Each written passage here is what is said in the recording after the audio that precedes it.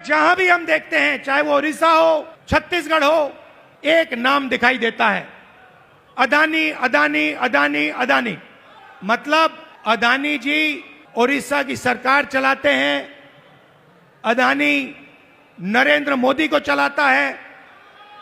और जब उड़ीसा में जगन्नाथ यात्रा निकलती है, जगन्नाथ यात्रा का रथ निकलता है, लाखों लोग उसको देखते हैं, उसके पीछे चलते हैं, और फिर एक ड्रामा होता है, रथ को अदानी जी और उनके परिवार के लिए रोका जाता है। इससे आपको उड़ीसा की सरकार के बारे में सब कुछ समझ आ जाएगा।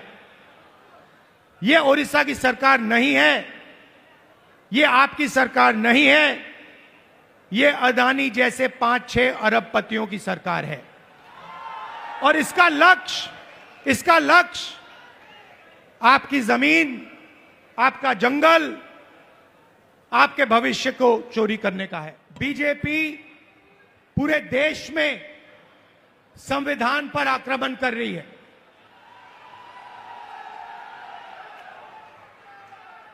जहां भी हम देखते हैं, संविधान पर बीजेपी के लोग आक्रमण कर रहे हैं। कल मैं बिहार में था, और बिहार में जैसे महाराष्ट्र में चुनाव चोरी किया गया, वैसे ही बिहार में चुनाव चोरी करने की कोशिश की जा रही है।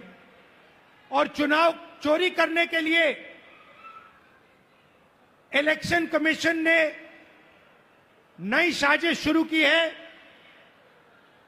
इलेक्शन कमीशन बीजेपी का अंग का काम कर रहा है, अपना काम नहीं कर रहा है। महाराष्ट्र में लोकसभा और विधानसभा के बीच में 1 करोड़ नए वोटर आ गए। आज तक किसी को नहीं मालूम ये वोटर कौन थे और कहां से आए।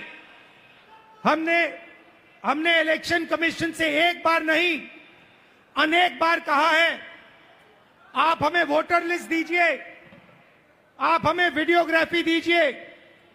इलेक्शन कमीशन नहीं देता है। और जो चोरी महाराष्ट्र में हुई, वही चोरी फिर से ये लोग बिहार में करने जा रहे हैं।